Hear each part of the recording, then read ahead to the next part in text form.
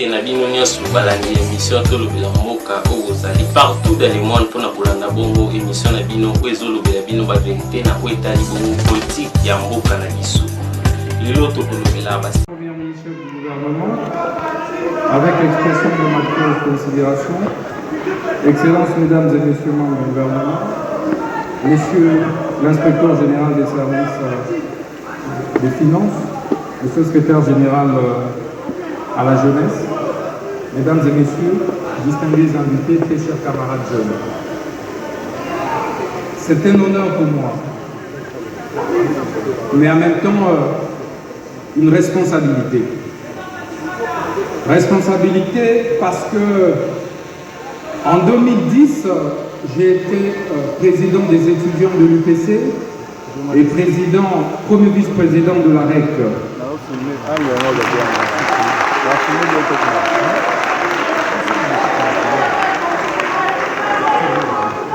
Et qu'aujourd'hui, je me présente par devers vous comme ministre d'État de la Justice, c'est donc un sens de responsabilité.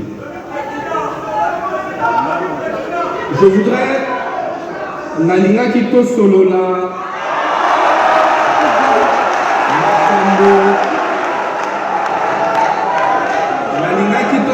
Makambo etali Moyibi ya mbongo ya l'État.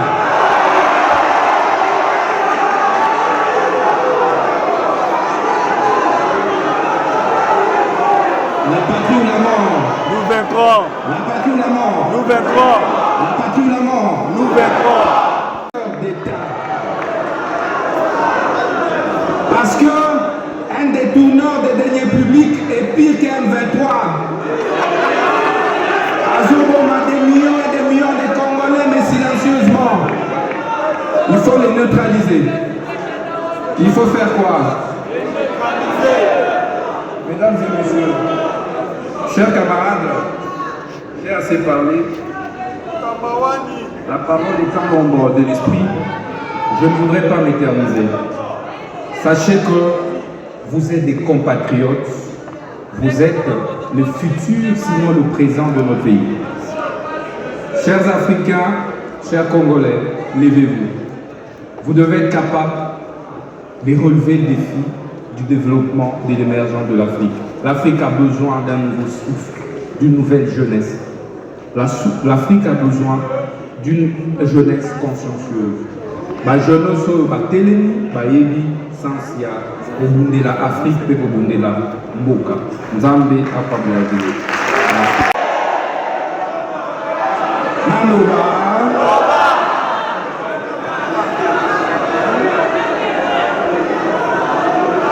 Mes chers compatriotes, mes chers compatriotes, Boeba été Tolobi Pemingi, Nicolas sensibilisation. À ce stade, Moto a commis déjà mon colo sensibilisation. Il faut maintenant passer de la parole aux actes. Vous ne pouvez pas réussir la lutte contre la corruption sans sanction. C'est une peine perdue. Parce que les jeunes que vous êtes, ma modèle Nabino Bazabanani, vous avez qui comme modèle? Nani?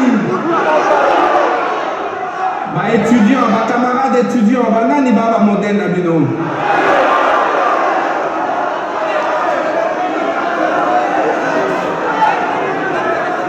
Tant qu'on ne va pas punir, sévir les détourneurs des deniers publics, on rendra la politique de lutte contre la corruption, détournement des deniers publics inefficace. Parce qu'il faut prêcher par l'exemple. Mokolo Oyo, Abotama qui a collé une anti-valeur, Bokanisi qui a 50 ans là, vous changez. Bokoya Bolo Belaï patriotisme, Azomonabino, et Segeli Kokanga, Mibi, Ambongo ya l'État. Et Segeli Kosala Nini. Moebi Nini. Soki Tokangi. 10 000 otokobenga lekulu na cravate bote soki tokangi 10 kulu na cravate boyebaka ekosensibiliser plus que ma conférence nyonso bote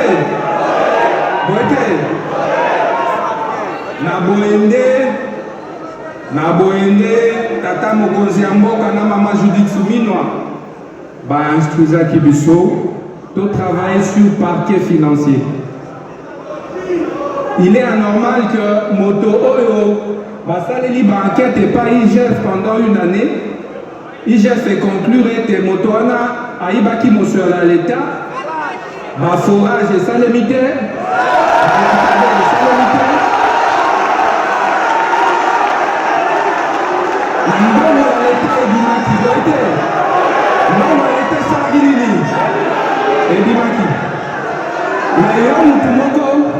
ovandi na bureau na yo lobi non mosala ya bainspecteur généraux nyonso wana ya finance eza ya lokuta bakosaki yo moto osala ni économie ni finance publique ni statistique ni informatique mais olobi ete okoki koconclure sur bastatistique ya baexpert ya finance ya mboka eyo wana osali nini oakite moyibi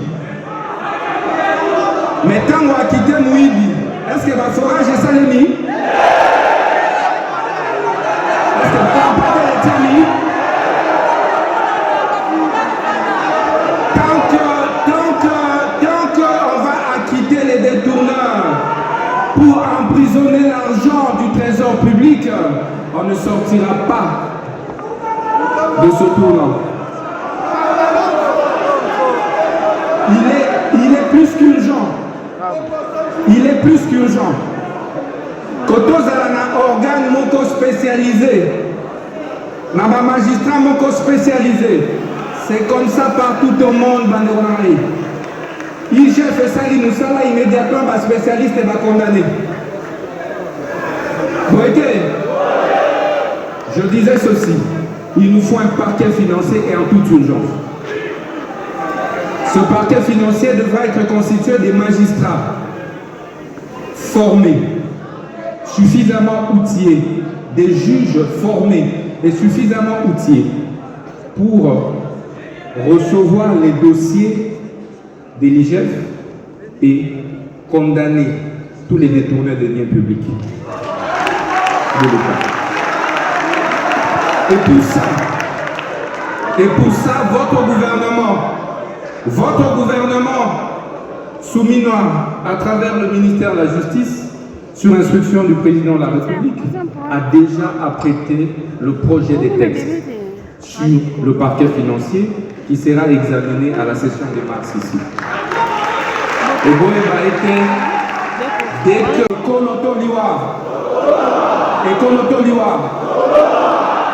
les autres savent ce pourquoi ils peuvent mourir, mais nous ne savons pas encore ce pourquoi nous sommes prêts à mourir. Voilà toute la différence. Est-ce qu'il y a un jeune ici? Est-ce qu'il y a un jeune dans cette salle? Un jeune Congolais. Je parle d'un jeune Congolais.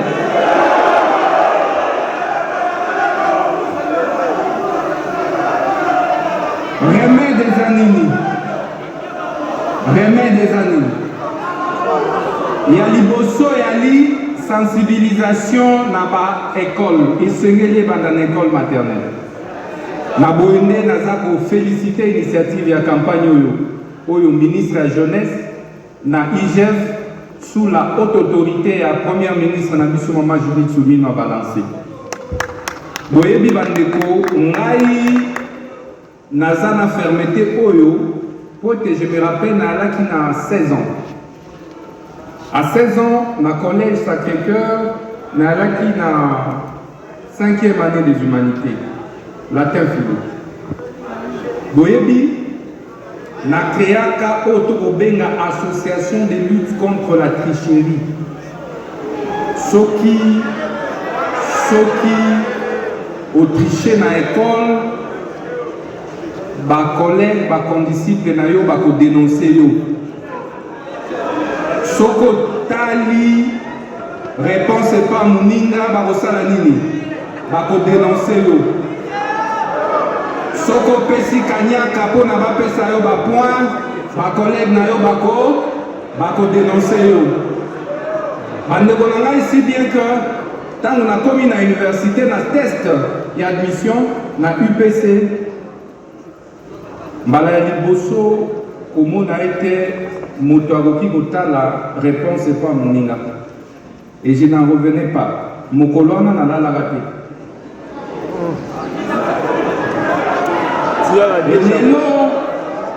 lelo soki okei na baekole ya Kisangani nyonso bakolobela bino ke œuvre wana etikala association de lutte contre la tricherie ALT. Et yango na université na créaka association de lutte contre les antivaleurs. Il est possible de distinguer sans tricher. J'ai fait beaucoup de distinctions, j'ai été retenu assistant sans avoir visité aucun enseignant. Aujourd'hui, je suis ministre d'État, ministre de la Justice et garde des Sceaux, sans avoir triché. Ça veut dire que c'est possible. Kolobate te esengeli kozala mwana ya ozala na famille kingani te soko ozali ko défendre ba valeur mikonzi bakoya koluka yo po te toza na société oyo bazoluka ba valeur ba lumière nde yango ezali important soki na ko défendre lelo lutte contre anti-valeur avec ferveur parce que na apprendre yango dès les bas âges. Ce qui n'a pas la moi na oyo amataki ba kelasi na ba corruption na ba tricherie le lombe nazo kasoni menaza un ministre de la justice détourneur et à deniers publics. Bandeko na ngai, on n'invente pas une génération, il n'y a pas de génération spontanée. Ibrahim Traoré a eu na âge na ngai na âge na yo. Naza président à Burkina Faso, Bilounion Sobozo applaudir.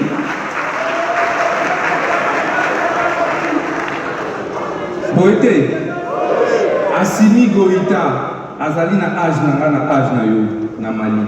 Mais Bilounion Sobota la raye, Bozo applaudir. Boete ba intégrer Otoko Benga, patriotisme. Baza prêt à kokufa pour na écolo. Na soko za prêt à kokufa pour na école pour combattre anti-valeur, corruption et détournement à deniers publics. Biso nyonso tolingaka mbongo. Mais sengeli tolika olinga mbongo koleka mboka na yo oteka mboka likolo ya mbongo.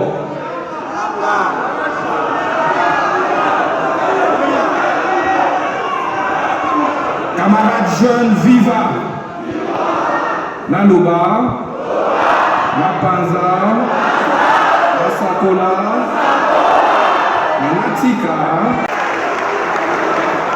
Miyambona Banda, Nasengi, merci mingi na tata mokonzi mboka, Fachi Beton. Poete Azali, président ya liboso, oyo azako résister na agression rwandaise. Président ya liboso oyo aboyi koteka mabele ya bakoko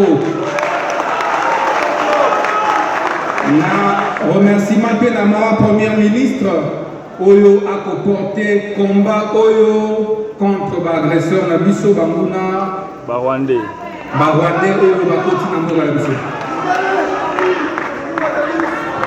oyo elingi kolakisa nini.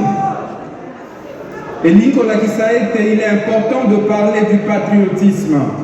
Bandeko na ngai, yo oyali prêt à kokufa pour nani.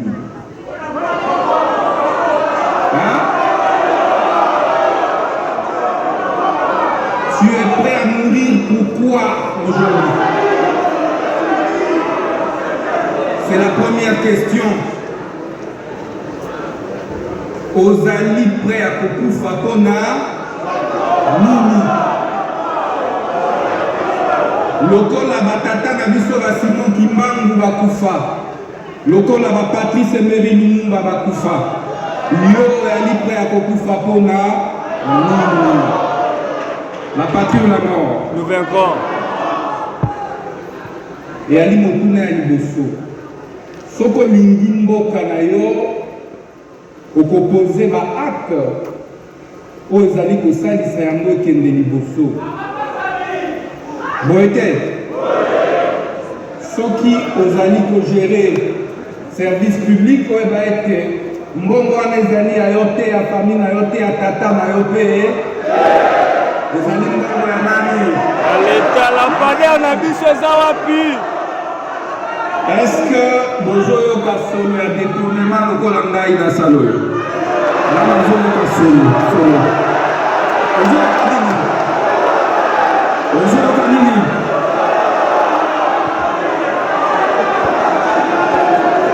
Je sens l'odeur du détournement. Je sens l'odeur de quoi? L'odeur de quoi? Solo ya muibi ya mbongo ya l'État. La transport batanga ibango. Soki ali patriote okodetourne mbongo ya basoda te. Okodetourne mbongo oyo eza destiné ya kosomba minduki mpona basoda te. Boye te? Nazoyoka solo. Nazoyoka nini? Solo ya nini?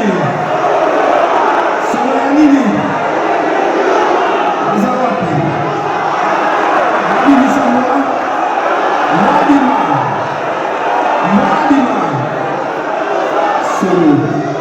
Solo ya? Je sens l'odeur. Chers camarades, l'Afrique ne peut pas se développer sans lutter contre la corruption et les détournements des deniers publics. Il ne faudrait pas que nous attendions que les Blancs viennent nous donner des leçons sur la bonne gouvernance. Nous devons prendre conscience que lorsqu'on est patriote, on doit gérer le bien de l'État, les biens publics comme son propre bien privé. On doit savoir distinguer l'argent de l'État de l'argent privé.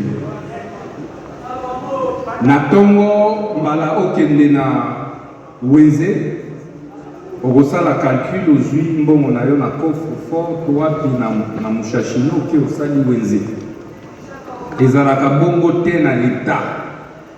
Wali ministre wali DG entreprise okolamuka te ozwi mosolo na kese ya l'État oke nango kosala wenze bakokanga yo babengaka yango détournement.